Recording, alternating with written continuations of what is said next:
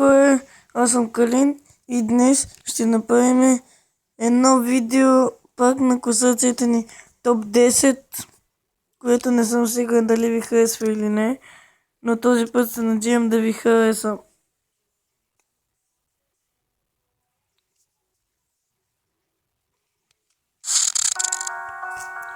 Този път се надявам да ви хареса и да започвам.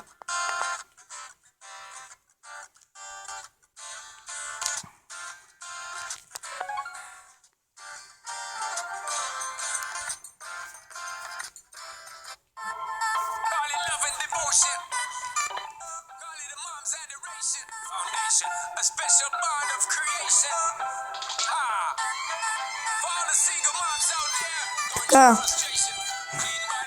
на 10-то място нареждаме на 10-то място се нарежда секунда, ще спра клипа. На 10-то място се нарежда HPL. Да, сигурно е да мощно.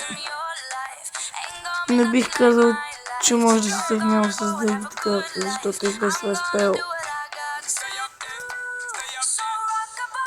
На 9-та позиция имаме Poison. На левел 3 също не бих казал, може да съм издигите, защото е спел, но е добра Skeleton Army. На 8-та позиция нареждаме Guards. Сигурно са доста 3, но са доста малко, само 3.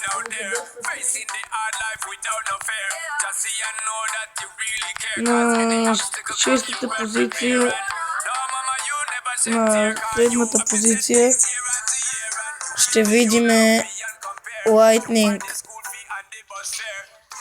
Лево 2 взима доста деймидж, 30, но не бих казал, че действа също повече от 4-5 трупа. На 6-та позиция нареждаме Witch. Всички свичме, не, по-точно X-Ball. Всички с X-Ball ме драгнат. Взима деймидж, ако не е пипа, но няма много хитпоинтс. На 5-та позиция имаме Witch, която всички Switch ме дразнят, защото пуска скелети. Не взима кой знае колко демидж. Така че да преминаваме към номер 4. На четвърто място имаме Голем. Много еликсири наистина, но е бавно, но всички с Голем, които са над левел 4 или 5, са доста силни. Един имаше Голем левел 6 и почти цяла битка се занимавах с него.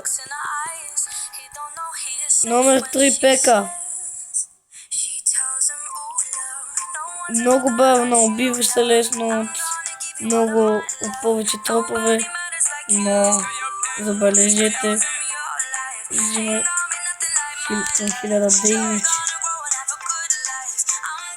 На втора позиция се нарежда Skeleton Army. Една безспорно най-използваната карта в играта.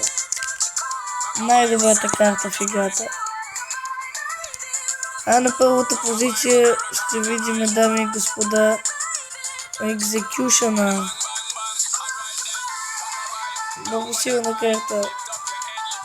Само като метне, убива всичко. Също повече тропове идеално. И това беше за нашата топ 10 класация за днес. Надявам се да ви хареса. Коментирайте, оценявайте и ще се видим съвсем скоро и следващите клипови класации.